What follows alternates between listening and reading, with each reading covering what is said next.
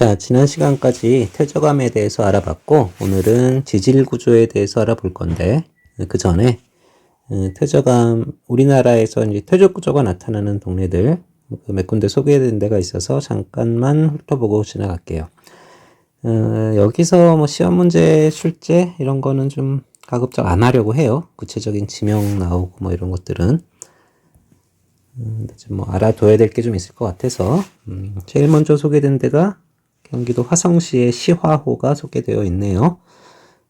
지하철 4호선 타고서는 우리 쪽이랑 반대로 오이도역 거기서 내리시면은 여기 관광지니까 한 번쯤 뭐 가보실 수 있을 것 같아요. 여기 이제 백악기에 쌓여있고 중생대 백악기, 공룡 알화석, 공룡 뼈 화석 이런 것들이 발견된다. 그런 얘기가 나와 있고요. 그 다음에 또 5번 경상남도 고성군 덕명리 해안에서도 공룡 발자국 화석 이런 것들이 발견된다 이렇게 나와 있는데, 하나 알아두실 거는 뭐가 있냐면, 자, 공룡이라고 하면은 여러분 어렸을 때나 TV에 나오는 걸 봐도, 영화 같은 데 나오는 걸 봐도 뭐 날아다니는 애들도 있고, 그다음에 뭐 물속에서 헤엄치는 애들도 있고, 그렇지만은 지질학에서는 공룡 그러면은 육상에서 생활하는 아이들만을 얘기를 해요. 그러니까 네 발로 걷거나 아니면은 슈퍼스타 티라노사우루스처럼 두 발은 앞에 이렇게 웅크리고 그 뒷다리로 이렇게 걷는 애들. 그래서 무슨 소리냐면, 공룡 뭐 뼈가 됐던, 공룡 알이 됐던, 공룡 발자국이 됐던, 공룡 화석이 발견됐다. 그건 뭘 의미하냐? 당시에 공룡 화석이 발견된 지층의 환경이 육지였다. 바다가 아니라 육상 환경이었다. 그거를 의미해요. 또 시대로는 중생대가 될 거고, 육상 환경이라는 거, 바다나 뭐 이런 데가 아니라 꼭 육상 환경이라는 거 잊지 마시고요. 그 다음에 또 하나 알아둘 만한 건 뭐가 있냐면, 석회암.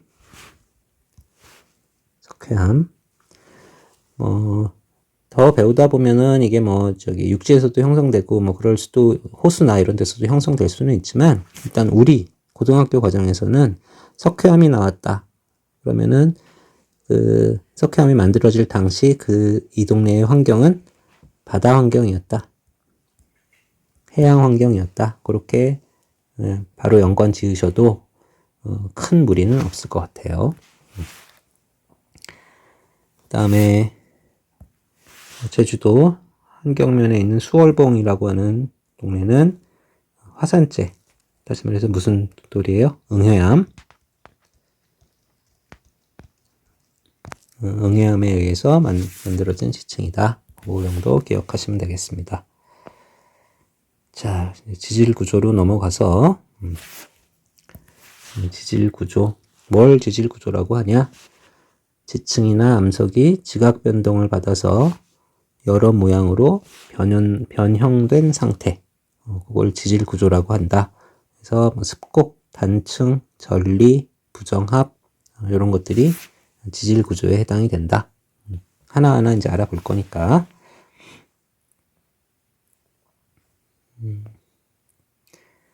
자, 제일 먼저 나온 게 습곡이네요. 습곡.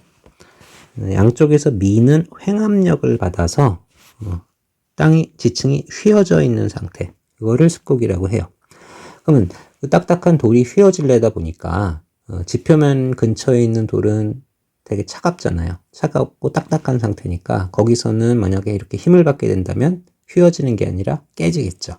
그래서 거기서 나타나는 건 단층이고, 습곡이 형성되려면은 그 지표면보다는 그 어느 정도 좀 깊은데, 그래서 지층이 좀 말랑말랑해진 상태, 휘어질 수 있는 상태, 그렇게 된 동네에서 형성되는 지질 구조가 습곡이 되겠어요.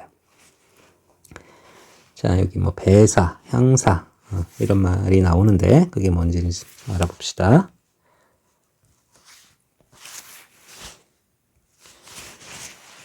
자, 지층이 이렇게 평평하게 쌓였는데, 그래서 땅속 좀 어느 정도 깊이에서 횡압력을 받아요.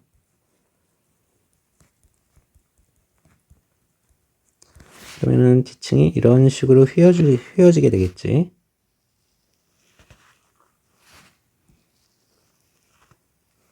그래서 이 상태에서 나중에 이 동네가 융기를 해서 이게 겉으로 드러난 거를 이제 우리는 보게 되는 거죠. 자, 그랬을 때 이게 생성 당시의 하늘 방향이 되겠죠.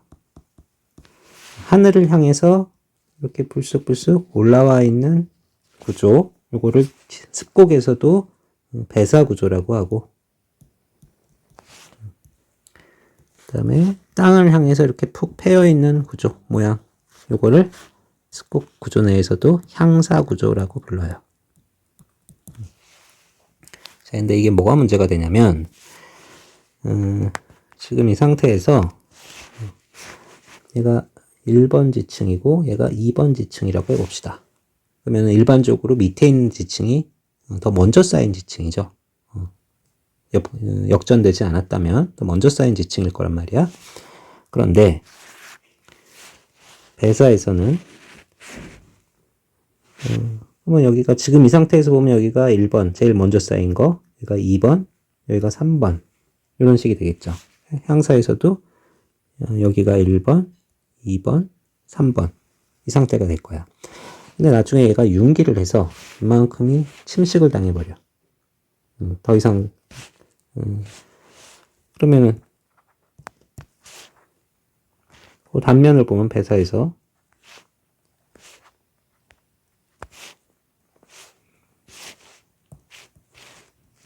이런 단면을 보여주게 될 거고, 여기가 제일 먼저 쌓인 1번, 여기가 두 번째로 쌓인 2번, 여기가 마지막으로 쌓인 3번 지층이 되겠죠.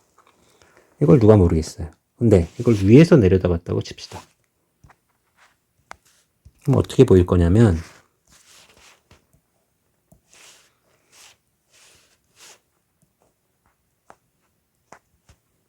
그냥 이렇게 보일 거란 말이죠. 그래서 여기가 1번, 2번, 3번. 반면 향사에서는 이 상태에서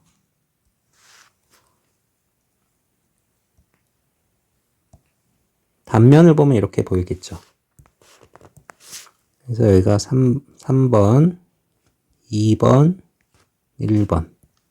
근데 이것도 단면을 볼 수 있는 게 아니라 위에서 내려다보는 상황이었다. 그럼 어떻게 보이겠어요?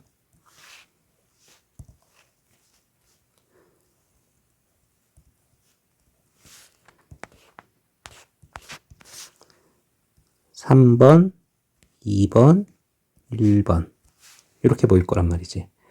그러면은 똑같이 지금 이렇게 지층이 반복돼서 나오니까 얘하고 얘하고가 반복되고 얘하고 얘하고가 반복돼서 나오니까 얘가 습곡 구조인데 그걸 우리가 위에서 보고 있구나. 이거는 판단할 수가 있어.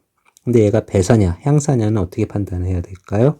이제 가운데 쪽에 습곡축이라고 하는데 가운데 쪽에 더 오래된 돌이 나오고 바깥쪽으로 갈수록 더 젊은 돌이 나오면 배사 구조. 가운데 쪽에 제일 젊은 돌이 나오고 바깥쪽으로 갈수록 더 오래된 돌이 나오면은 향사 구조. 이렇게 구분을 해야 된다. 여러 가지로 종합적으로 판단, 단면도 볼 수 있고 여러 가지로 종합적으로 보면 좋겠지만 이렇게 평면 위에서 보는 그림만 볼 수 있게 된 경우도 요거 배사와 향사를 나누어서 판단을 할 수가 있다. 해야 된다. 라는 얘기죠.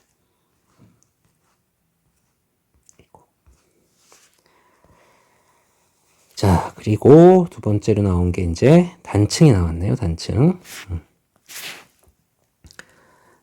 단층은 전에도 한번 했었죠. 판구조 운동 얘기하면서. 자, 그래서 이렇게 두 개의 블럭이 있는데 두 개의 블럭이 있는데 그 두 블럭이 특정 어떤 면을 따라서 깨진 면을 따라서 움직이는 거잖아요. 요 깨진 면 두 블럭의 경계면을 단층면이라고 불러요. 여기서는 요게 단층면이 되겠지. 여기서는 이게 단층면이 될 거고요. 자, 그런데 이 단측면에 위에 얹혀져 있는 블럭. 단측면 위에 얹혀져 있는 블럭을 상반이라고 부르고, 단측면 밑에 깔려 있는 블럭, 얘를 하반이라고 불러요. 이 경우에는 단측면 위에 얘가 얹혀져 있죠. 그래서 얘가 상반이고, 그 다음에 얘는 단측면 밑에 깔려 있으니까 하반이 되는 거죠. 단측면보다 밑에, 단측면보다 위에. 이 경우는 어떨까? 이 경우에는 이거는 단측면이 기울어져 있지 않고 수직으로 형성이 되어 있으니까 어떤 게 상반이다, 어떤 게 하반이다 라고 얘기하기가 불가능하겠죠. 자, 그랬을 때 이렇게 당겨주는 힘에 의해서 상반이 단측면을 따라 아래로 이렇게 내려가는 경우, 이 경우는 정단층이라고 부르고요. 양쪽에서 이렇게 눌러주는 힘, 이런 힘을 횡압력이라고 한다고 했죠. 횡압력에 의해서 상반이 위로 타고 올라가는 경우, 하반을 타고 올라가는 경우, 이런 경우를 역단층이라고 불러요.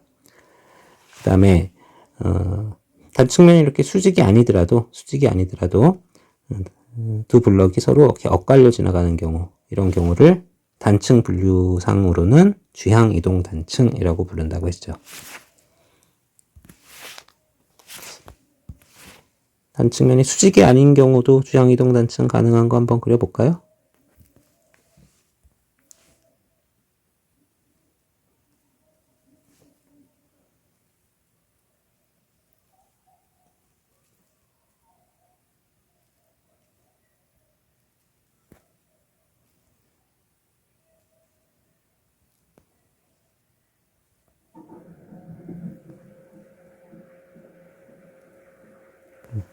이런 경우, 그림이 너무 어설픈가? 이런 경우, 얘가 상반이고 얘가 하반이지.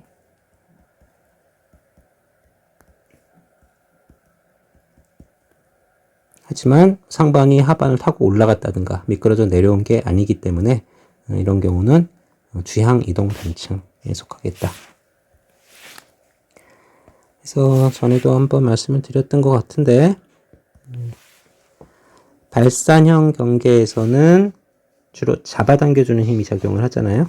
그래서 정단층이 주로 발생을 하고, 그 다음에 수렴형 경계에서는 양쪽에서 미는 횡압력이 작용을 하니까 습곡이나 역단층이 발생을 하고, 그 다음에 보존형 경계에서는 주향이동 단층이 주로 형성이 돼서, 이때 주향이동 습곡이나 주향이동 단층이 형성이 돼서 요때 주향이동 단층을 변환 단층이라고 부른다고 그랬지.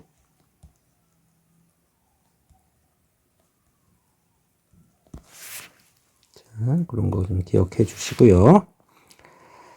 자, 그 다음에 암석 내에서 틈, 균열, 그러니까 암석이 깨져 있는 거, 그거를 전부 다 전리라고 불러요. 전리가 잘 나타나는 구조죠. 그래서 나중에 이런 전리를 타고 단측면이 발달하는 경우가 많겠지. 전리라고 하는데 그 중에서 좀 눈여겨봐 놓아야 할 전리가 두 가지가 있는데, 하나는 주상전리, 하나는 판상전리. 주상전리에서 주자는 기둥이란 뜻이야. 기둥 모양의 전리란 소리고요. 판상전리의 판자는 판때기예요, 판때기. 그래서 판 모양의 전리라는 소리예요. 주상전리는 막 용암이 여기가 화산이 이렇게 이제 분출하고 있는데 용암이 이렇게 막 올라온단 말이지. 그럼 밑에는 마그마 방이라고 해서 마그마가 많이 모여 있는 데가 있고, 위에 이제 분화구를 따라서 마그마가 용암이 올라올 거야. 그러면 이 부분은 좀 상대적으로 차갑겠죠. 이 밑에서 마그마끼리 막 같이 있을 때에 비해서 여기로 올라온 마그마는 주변에 있는 차가운 온도를 만나게 된단 말이죠. 그러면 급격하게 열을 뺏기면서 얘가 이렇게 갈라지는 거예요. 급격한 냉각, 그다음에 수축에 의해서. 그래서 그때 자연 상태에서 가장 안정적으로 돌이 수축하면서 깨지는 각도가 한 점을 기준으로 120도 각도라고 하죠. 그러면은 전반적으로 애들은 전부 다 120도, 120도, 120도 하게 되면은 육각기둥 형태로 돌이 깨지게 된다. 자연 상태이다 보니까 실제로는 뭐 오각기둥도 나오고 사각기둥도 나오고 하지만은 뭐 이론적으로는 육각기둥의 형태로 이렇게 돌이 깨지게 된다. 그거를 주상절리. 자, 그러니까 주상절리는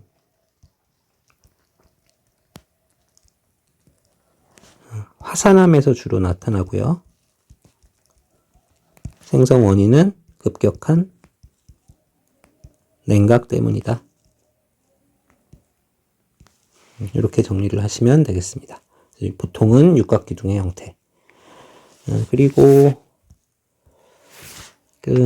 여러분들 이제 조만간 군대에 가셔야 되니까 철원, 경기도하고 강원도, 그다음에 휴전선 근처 철원에서 신생대 때 용암이 쫙 분출을 했어.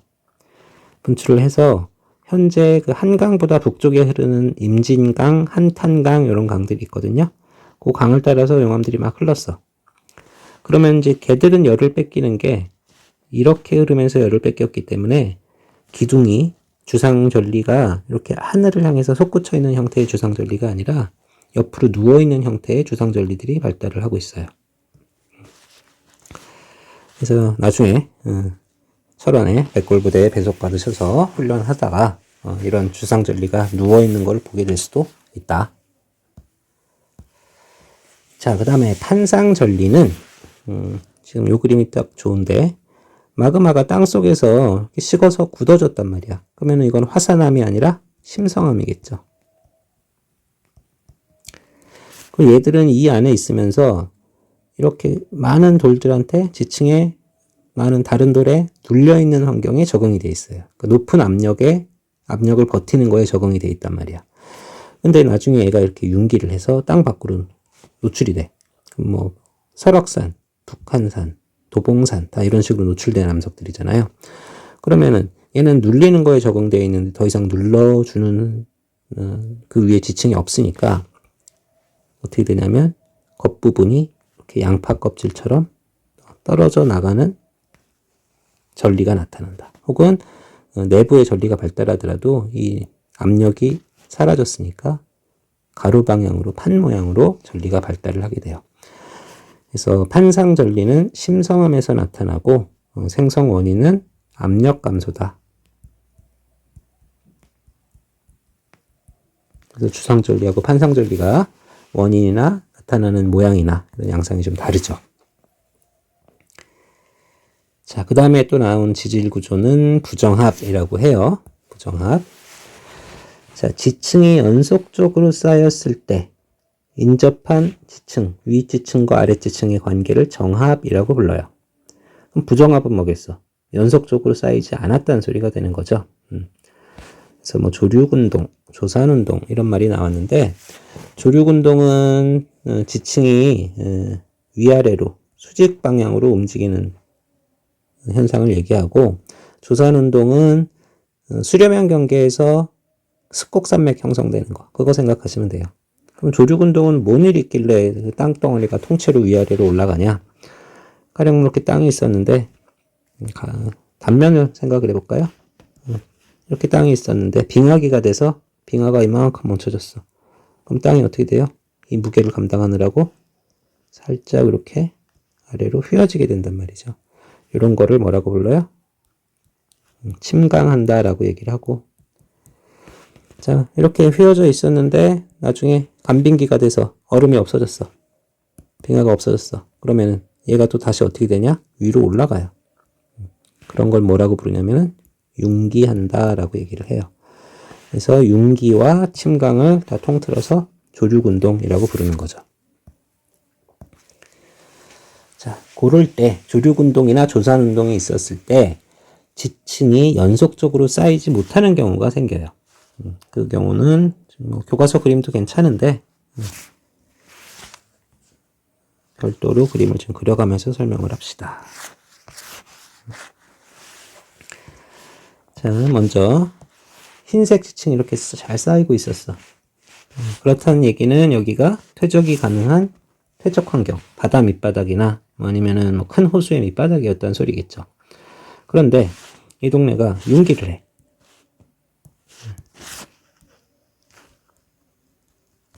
혹은 빙하기가 돼서 해수면이 내려가. 그래서 지금 더 이상 바닷물이 위에 있지 않고 여기가 이제 공기에 노출이 돼버리죠. 자, 그러면 융기를 해서 바다 밑바닥 혹은 큰 호수의 밑바닥이 물 밖으로 나올 정도가 됐다면 그 시간이 짧을까요? 적어도 몇백만 년, 몇천만 년은 걸리겠지. 자, 그 상태에서 더 이상 퇴적이 안 되고 있었단 말이야. 그러다가 얘가 다시 침강을 해. 혹은 간빙기가 돼서 바닷물이 다시 차올라. 해수면이 다시 올라와요. 그러면은 새로운 지층이 또 쌓일 수 있는 환경이 돼버리죠. 그죠? 그런데 이때 여기 있는 하얀 지층하고 그 위에 있는 노란 지층은 연달아 쌓여 있는 것처럼 보여지지만 이 하얀 지층과 노란 지층이 퇴적되는 데는 시간 간격이 어마어마하게 크게 나오겠지. 그래서 여기서는 뭐 아주 오래된 뭐 성캄브리아 시대의 어떤 화석이 나타났는데 그러면은 고생대, 중생대 다 없어지고 노란 지층에서는 갑자기 신생대 화석이 나타날 수도 있는 거죠. 그래서 이렇게 지층과 지층 사이에 어마어마한 시간 간격이 있을 때 그 면을 경계면을 부정합면이라고 부르는 거예요. 자, 근데 지금 이 경우에는 흰색 지층하고 노란색 지층이 거의 같은 정합관계가 아닐까 싶을 정도로 평행하잖아요. 그래서 이런 경우는 평행부정합이라고 불러요. 그리고 또 하나, 먼저 흰색 지층이 쌓여 있다가 얘가 융기에서 공기에 노출됐을 때, 그때는 이제 퇴적 환경이 아니라 침식이 가능한 환경으로 바뀌죠. 그랬을 때 이 지층 윗면에 돌부스러기들이 침식을 받아서 이 성분의 돌들이 부스러기가 돼서 위에 굴러다닐 수가 있어. 근데 그러다가 다시 얘가 퇴적 환경으로 변해서 위에 새로운 지층들이 쌓인다. 그러면 어떻게 돼요? 부정한 면 바로 위에 그 아래 지층 성분의 돌멩이들이 다니게 되겠지. 이게 늘 나타나는 건 아니지만, 그래서 요 돌멩이들을 뭐라고 부르냐면은 기저여감이라고 불러요. 부정한 면, 그 경계면에는 그 바로 밑에 지층에 암석 부스러기들이 굴러다닐 수가 있다. 그게 그 윗지층, 퇴적암층 내에 자갈처럼 들어갈 수가 있다. 그런 자갈들을 기저여감이라고 부른다. 이런 표현도 알아두시고요. 자, 그 다음에 평행부정합 했으니까 또 다른 부정합도 있어요. 어떤 부정합이 있냐? 자, 흰색 지층이 먼저 쌓였어. 근데 여기가 횡압력을 받아. 교과서에 나와 있는 경우가 이런 경우인데, 그럼 지층이 이렇게 휘어져요. 혹은 그 지층 중에 요 일부분만 본다면 이렇게 경사진 지층이 나타나겠죠.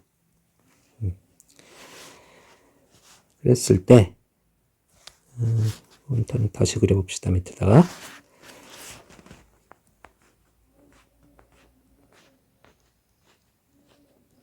이런 습곡면이 형성이 되거나 아니면 습곡의 일부분 이렇게 기울어진 지층이 형성이 되거나 그리고 나서 이 동네가 다시 또 수천만 년이 지나서 퇴적 환경으로 바뀌게 돼서 새로운 지층이 이렇게 쌓여. 그러면 하얀 지층하고 노란 지층하고는 또 시간 간격이 어마어마하게 차이가 나겠죠. 습곡이 일어나고 융기가 되고 막 이런 과정들을 겪었으니까 그 시간이 또 얼마나 걸렸겠어요. 자, 그랬을 때 그 경계면이 뭐가 된다? 혹시나 부정한 면이 되는 거지.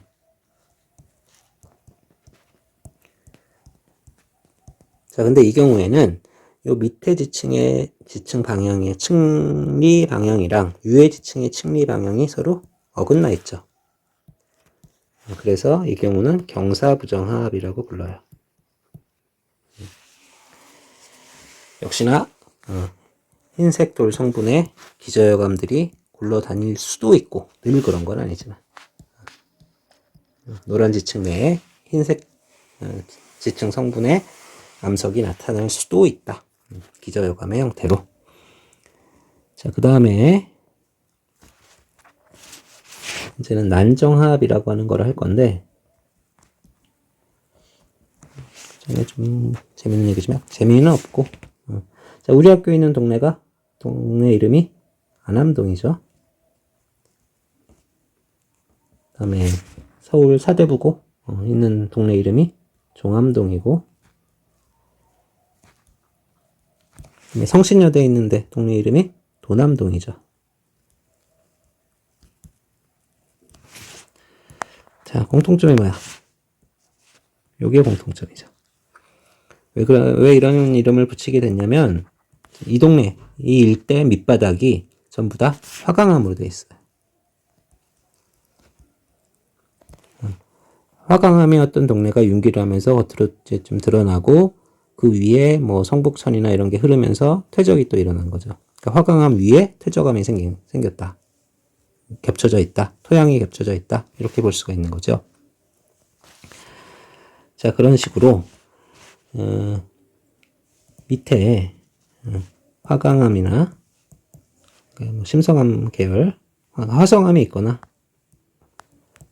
혹은 밑에 변성암이 있거나 변성암도 어때요? 땅속에서 어느 정도 깊이에서 열하고 압력을 받아서 혹은 열을 받아서 변형된 돌이잖아요. 변질되고 걔네들이 융기에서 올라와서 우리 눈에 보여질 정도까지 깊이까지 올라왔다 그러면은 그 시간이 상당히 오래 걸렸을 거란 말이죠. 근데 그 위에 퇴적암이 쌓여. 그럴 경우 지금 밑에 있는 화성암과 위에 있는 노란 퇴적암 사이의 시간 간격이 어마어마하죠. 또 혹은 밑에 있는 변성암과 위에 있는 노란 퇴적암 사이의 시간 간격이 꽤 어마어마하겠지. 그랬을 때 이 경계면을 난정합이라고 불러요. 난정합. 자, 그래서 그런 관계가 있다. 이 그림 부정합 생성 과정 잘 설명하고 있으니까 이 그림도 잘 보시고요.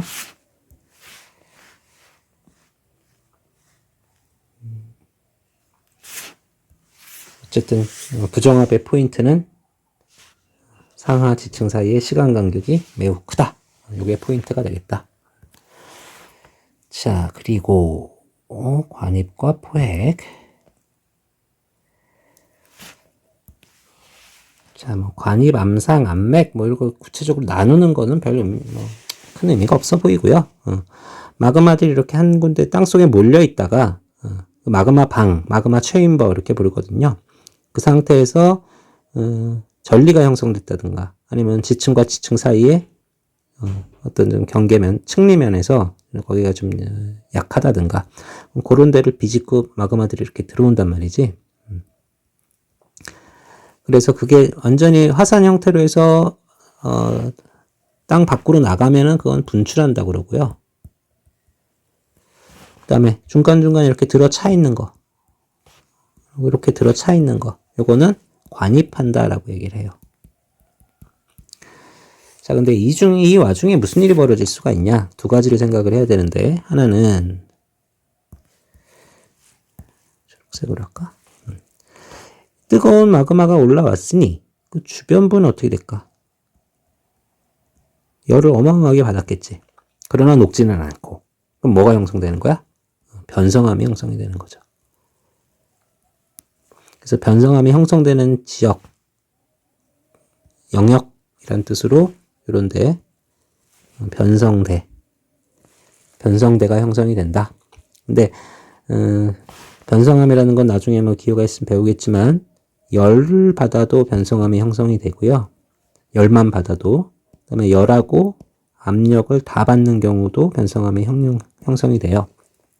근데 열만 받았을 때는 뜨거운 마그마하고 접촉했다고 해서 접촉 변성대 이렇게 얘기할 수가 있겠네. 그래서 열을 받아서 변성암이 형성되는 거 우리 일상에서 볼 수 있는 걸로 비슷한 예는 뭐가 있을까요? 도자기죠, 도자기. 도자기 어떻게 만들어요? 흙으로 그릇 모양을 빚어서 유약 바르고 가마에 넣어서 1000도 넘게 온도를 올린다고 그러죠. 그러면 열을 받아서 토기였을 때와 도자기였을 때는 완전히 재질이나 이런 게 다 뒤바뀌어 버리지. 새로운 암석이 만들어지는, 새로운 그릇이 만들어지는 거죠. 하지만은 녹았나요? 녹지는 않고 고체 상태를 유지하면서 변화를 하는 거죠. 그러니까 도자기도 일종의 자연적이진 않지만 일종의 그 열에 의한 접촉 변성암 이렇게 생각할 수가 있겠네요. 그래서 변성대가 형성된다는 게 관입에서 하나 알아두셔야 될 일이고, 그 다음에 또 하나 뭐가 있냐? 여기에 있던 암석이 얘가 관입할 때 여기로 퐁당 빠져. 근데 안 녹고 버텼어. 그래서 그 이후에 마그마가 식어서 굳어진 거예요. 근데 얘는 여기가 만약 퇴적암이었으면 퇴적암 덩어리가 화성암 한가운데 퐁당 빠져 있는 게 되잖아요. 그리고 이 상태로 나중에 융기를 했다 그러면은 가령 뭐 북한산을 갔는데 북한산은 화강암 덩어리, 심성암 덩어리인데 그 안에서 사암 덩어리가 푹 하고 발견될 수도 있겠죠. 그래서 이런 거를 뭐라고 부르냐면 포획암이라고 불러요. 노란색이라 글씨가 잘 안 보이네. 이런 돌멩이를 포로가 된 거지. 마그마한테 포로가 됐다는 의미로 잡혔다. 마그마한테 붙잡혔다. 라는 뜻으로 포획암이라고 불러요. 포획암. 자.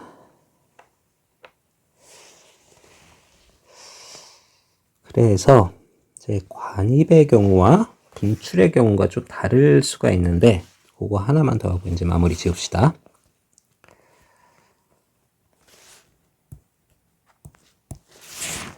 예전에 모의고사에 나왔던 건데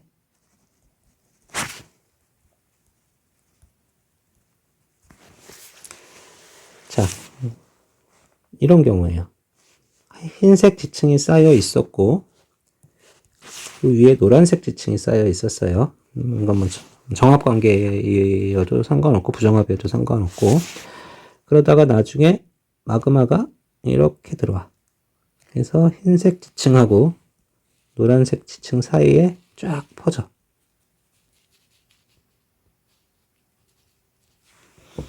이런 경우와 또 어떤 경우가 있냐? 흰색 지층이 쌓여 있었고 그 다음에 마그마가 땅 밖으로 아예 흘러. 이거는 땅 밖으로 흘렀으니까 분출이죠. 이 상태에서 다 굳어요. 굳고 나서 그 위에 노란색 지층이 쌓여. 그럼 결과적인 모양새는 어때요? 왼쪽 경우와 오른쪽 경우가 모양새는 비슷하죠. 모양새는 비슷한데 차이가 뭐냐? 얘는 노란색이 먼저 쌓였고 빨간색 마그마가 나중에 관입한 경우고 얘는 얘가 먼저 분출을 하고 노란색 지층은 그 이후에 쌓인 거란 말이죠. 그러면 어떤 둘 사이의 차이가 나타날 수가 있냐면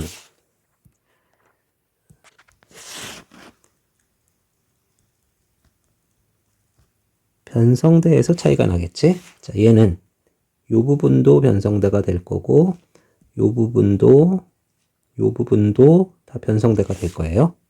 접촉 변성대가. 근데 얘는 이 노란색은 얘 빨간 거 분출 이후에 쌓인 거니까 변성대가 여기서만 나타나겠죠. 그리고 또 어디서 차이가 날 수가 있냐? 포획암에서도 차이가 나요.